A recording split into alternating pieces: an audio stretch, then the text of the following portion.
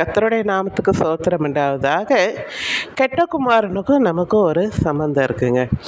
எப்படி கெட்ட குமாரன் தகப்பன் இடத்துல எல்லாவற்றையும் சொத்தை எல்லாம் அவன் பிரித்து அவனுடைய பாகத்தை எடுத்துகிட்டு போய் கெட்ட வழியில் செலவழிஞ்சு பிறகு பன்னிக்கு கிடைக்கிற அந்த தீனி கூட கிடைக்காம அவன் பிறகு யோசித்து தகப்பன் இடத்துக்கு போனால் ஒரு வேலைக்காரனாக கூட இருந்தாலும் நமக்கு வயிறார சாப்பாடு கிடைக்கும், நம்ம தகப்பன் இடத்துக்கு போகலாம் என்று அவன் உணர்ந்து என்ன செய்கிறான், வேலை செய்கிறதுக்காக போகிறான்.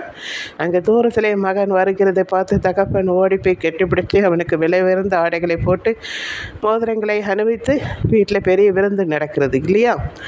அவன் பையன் திரும்பி வந்து விட்டான் என்று அவர் தகப்பன் ரொம்ப சந்தோஷப்படுகிறார். அதே போல தான் நாம் கெட்ட வழியில் நடந்து ஒரு வியாதியோ சிறைச்சாலை தண்டனையோ இல்லை மிகப்பெரிய காரியங்கள் நமக்கு விபத்தோ ஏதோ நடந்து அந்த நேரத்தில் நம்மளுடைய பாவங்களுக்காக நாம் இப்படி தண்டனை அனுபவிக்கிறோம் என்று நீங்கள் உணர்த்தப்பட்டீர்கள் என்றால் தயவுசெய்து இயேசு கிறிஸ்துவிடம் போங்கள்.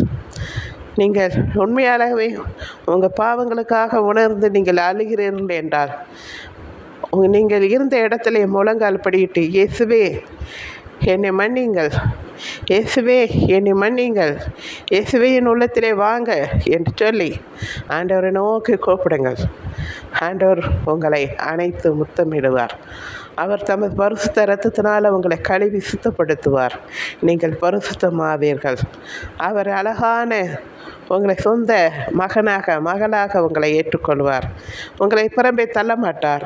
ஆனால் நீங்கள் மன்னிப்பு கேட்பது மிகவும் அவசியம். அப்படியே நம்ம மரணம் நேரிட்டாலும் பரவாயில்லை, நாம் செய்த தவறுக்கு தண்டனை கிடைக்குது என்று நினைத்து விட்டு அப்படியே மனம் போன போக்கிலே போய்விடாதீர்கள். அந்த பரிதாபம் நரகத்திலே தான் போய் விழுவீர்கள். இனி காலம் இல்லை. இப்பொழுதாவது நீங்கள் பாவங்களை உணர்ந்து ஆண்டவரிடத்தில் வந்து, ஆண்டவரே என்னை மன்னியுங்கள் என்று நீங்கள் ஒரு சாதாரண விண்ணப்பம்தான், இயேசுவே என்னை மன்னியுங்கள், நான் செய்ததெல்லாம் பாவம், நான் இப்படிப்பட்ட பாவங்கள்லாம் ஜீவித்தேன், என்னை மன்னித்து உம்முடைய பிள்ளையாக ஏற்றுக்கொள்ளுங்கள் என்று சொல்லி கெஞ்சுங்கள். ஆண்டவர் உங்களை சொந்த குமார்த்தியாய் ஏற்றுக்கொள்வார். உங்களுக்கு ரட்சிப்பு என்னும் பரிசுத்த ஆடையை உங்களுக்கு கொடுப்பார். நீங்கள் அவருடைய பிள்ளையாய் மாறுவீர்கள். எப்படி அங்கே ஒரு தகப்பன் பெரிய விருந்து ஆயத்தப்படுத்தி மிகவும் சந்தோஷப்படுகிறாரோ, அதே போல் ஒரு பாவை மனம் திரும்பும் போது பரலோகமே மிகுந்த சந்தோஷமாக இருக்குமா.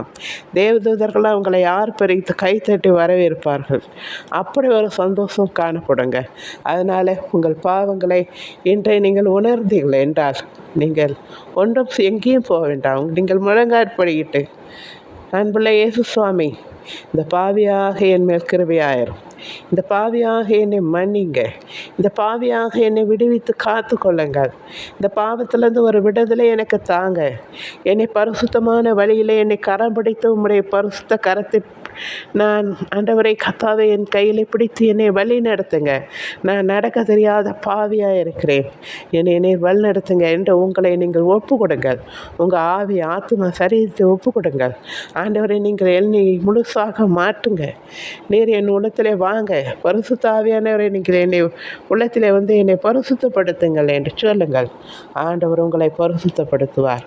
உங்களை நித்திய ராஜ்யத்துக்கு நீங்கள் எப்படி நடக்கணுமோ அந்த பூமியில் உங்களை வழி நடத்துவார். உங்களோடு மெல்லிசான வார்த்தைகளை கொண்டு பேசுவார். நீங்கள் கலங்காதீர்கள். இன்று நீங்கள் பாவத்துக்காக கலங்கிறீர்களா?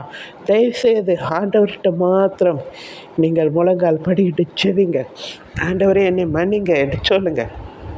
இயேசு மன்னிக்க வல்லவராக இருக்கிறார். யாராக இருந்தாலும், அது முஸ்லீமோ கிறிஸ்டினோ யாரோ எந்த ஜாதியோ எல்லாரையும் அவர் உலகத்தின் பாவத்தை சுமக்கிற தேவ ஆட்டுக்குட்டியானவர். எல்லாருடைய பாவங்களுக்காக தான் அவர் சிலுவையை சுமந்தார். அதனால் யாராக இருந்தாலும், ஏழையா பணக்காரா யாராக இருந்தாலும் அவர் உங்களை மன்னித்து விடுவிக்க வல்லவராக இருக்கிறார். அதனால் நீங்கள் மன்னிப்பு கேட்டு ஆண்டவர்கிட்ட வாங்க. மிகுந்த மிகுந்த மிகுந்த சமாதானத்தையும் ஒரு சந்தோஷத்தையும் ஆண்டவர் இந்த நாளில் நீங்கள் பெற்றுக்கொள்ளப் போகிறீர்கள். உங்கள் திருப்தியாக இருப்பீர்கள். எந்த இடத்துல இருந்தாலும் ஒரு சமாதானத்தோடு இருப்பீர்கள். உங்களுடைய பாவங்களை எல்லாம் நீங்கள் அறிக்கை செய்து அதை விட்டுவிடும் போது மிகுந்த தேவ சமாதானம் உங்கள் உள்ளத்திலே ஆட்கொள்ளும். நீங்கள் சமாதானமாக என்றென்றும் சந்தோஷமாக இருப்பீர்கள். நன்றி. தேங்க்யூ.